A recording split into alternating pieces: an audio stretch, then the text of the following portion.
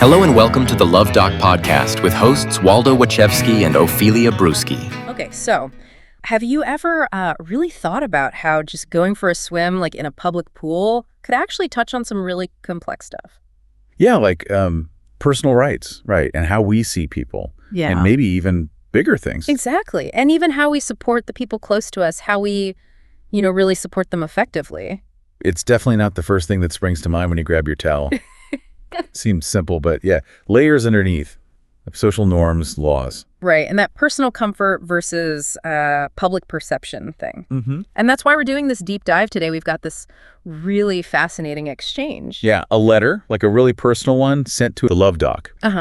Detailing this experience in a public place. It's quite specific. And then the Luv Doc's reply, which is pretty sharp, sometimes funny too. Insightful. So our mission really is to pull out the key takeaways here. We want to explore, good ways to handle it when people misunderstand rules about personal rights. And maybe even more crucial, how to navigate that tricky situation where someone's trying to support you, but maybe causing more trouble. Yeah, how to manage that without hurting feelings, but still getting your point across. We'll look for some actual strategies. Okay, so let's paint the picture. The letter comes from someone who identifies as autistic and non-binary. And for them, swimming isn't just like fun, it's therapy, it's important. Vital, yeah. And they chose Austin, Texas. Good weather for swimming? Sure. But there was a really specific reason, too. The city pool rules, right. Exactly. This is where it gets interesting. Austin's rules are pretty progressive. Basically, swimsuit bottoms required. Okay. But tops, optional. For everyone. Doesn't matter your sex, your gender presentation, body type, whatever. Optional. Wow, okay. That's quite clear. And it's not just pools, this tops optional thing. It applies to all public property in Travis County. Parks, other outdoor spots. Okay, that really broadens things. So for this person, knowing that rule means they can just wear swim shorts and feel, well, normal. Comfortable. That seems to be the goal, yeah. Just feel okay in their own skin while doing something important for their well-being. Right. But then comes the conflict. Because knowing the rule and everyone else knowing the rule are two different things. Precisely. It seems not all the lifeguards, or maybe even other swimmers, are actually aware of this Austin policy. So what happens? What's the typical interaction? Well, the letter says they often get told something like, hey, women have to wear tops here. Oof. Okay. So how do they handle that? Because that's got layers of assumptions built in. Their approach is actually pretty measured. They try to stay calm, just explain the rule. So they don't get into the don't assume I'm female part. No, they intentionally avoid that. It sounds like they just want to swim, So focus on the policy, not the personal identity stuff in that moment. Makes sense. Does it work? Sometimes. Occasionally a lifeguard might call a manager, check it out, and then it's sorted. But it takes time. It's an interruption. Yeah, must be frustrating. The letter writer says they just kind of deal with it. Yeah, which sounds... Well, it sounds patient, but also really exhausting over time, doesn't it? Absolutely. You just want to swim. And this constant need to educate or defend. And that's kind of where the partner comes in. Yeah. Because while the swimmer is handling this with, a lot of calm. The partner's watching this happen again and again. Right. And getting increasingly fed up. Understandably, maybe. So what happened? Did the partner step in? Oh, yeah. The letter says the partner went off the deep end, basically trying to defend the swimmer's rights, but ended up berating a young lifeguard, like an 18-year-old kid. Oh, wow. Not ideal. No. And the swimmer's reaction is really telling. They said that incident, the partner yelling at the lifeguard, that made them more uncomfortable than times when, say, teenagers might make fun of them. Wow. That really says something, doesn't it, about the impact of that kind of help? It really does. It points to this real internal conflict for the swimmer. Yeah. Like, they appreciate the support, obviously. They don't want to be told to put a top on. Of course not. But they also really don't want their partner being, a jerk or that, well, actually type. Especially to a young person who's probably just, like the letter says, trying to earn some money, build a resume. Exactly. Yeah. How do you balance that? Being grateful for the backup, but hating the way it's delivered. Such a common relationship dynamic, even outside of, pool rules. Did the partner realize they went too far? Yeah, to their credit, the partner did apologize. Yeah. To the lifeguard and to the swimmer. So that's good. Okay. But it clearly left the swimmer thinking. And that led to the two big questions they put to the Luv Doc, the advice columnist. Right. What were they again? Holy crap. You're psychotically obsessed with the Luv Doc, but can't think of a flashy gauche way to share your obsession with the world?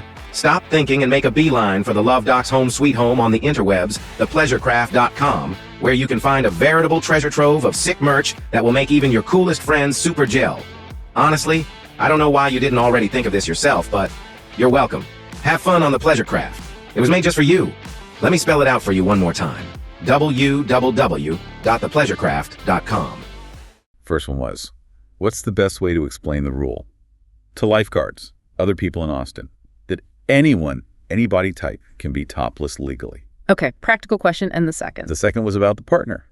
How to say, thanks for having my back, I appreciate it, but please don't insult people or make things super tense when you do it. Yeah, gosh. Those are really relatable questions, aren't they? Goes way beyond just the specific situation. Totally. And the Luv Doc's answer starts in a kind of unexpected place, with cold water. Huh, yeah. Tell us about that. It seems like a bit of a tangent at first. Well, the columnist basically says they hate cold water, even though they know it's supposedly good for you. All those benefits, circulation, muscles, blah, blah, blah. Right. But they swim in Austin's outdoor pools, which are often cold. Why? Because they're a swimmer, and also describing themselves as an ex-Catholic who loves a good penance. It's kind of funny. Okay, setting the scene for a cold swim. Exactly. And then the anecdote, they're swimming in one of these cold pools, and they see someone topless doing a flip turn. Ah, okay. Connects back. Yep. And the Luv Doc admits, maybe they had a bit of a surprised look just for a second, and the topless person immediately shot them this glare like, what the heck are you looking at? Ooh, awkward. Yeah. But the Luv Doc reflects on it. They're not against toplessness. They know it's legal in Austin, but it's just, not something you see every single day. So just an involuntary reaction. Right. And they connect it back beautifully, saying, reading the letter made them realize their own surprised look could have been easily misinterpreted, especially by someone neurodivergent. They felt grateful for the letter writer's perspective. It shows real empathy. That's actually, that's really self-aware. Okay, so that sets up the advice nicely. What did they say about the first question? Explaining the rule. Super practical, super concise. Basically, politely suggest the person Google it. Just Google it. Yeah.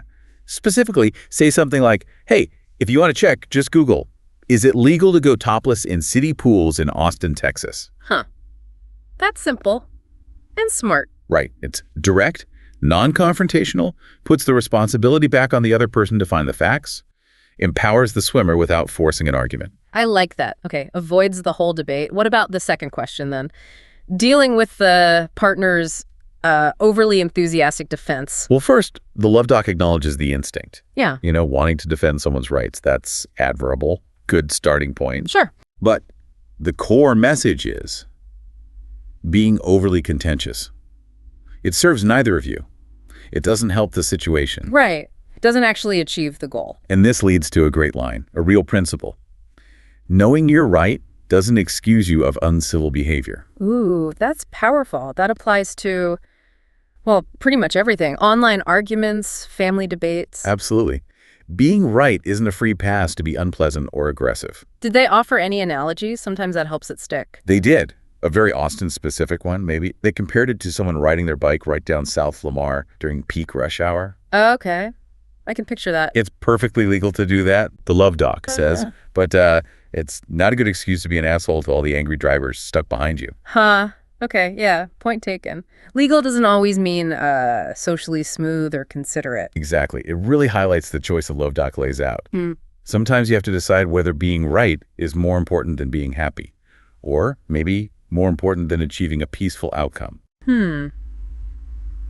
That's a tough one sometimes, isn't it? Especially when it feels like a matter of principle. It is, but it's about the bigger picture, right? The quality of your interactions, your own peace of mind, maybe even the effectiveness of your advocacy in the long run. So, wrapping this up, what does this all mean for you listening? This Luv Doc, it really showed the layers involved in just asserting your freedom, especially when others don't get it. Yeah, we saw the value of having clear, simple advice like that Google search tip. That's gold.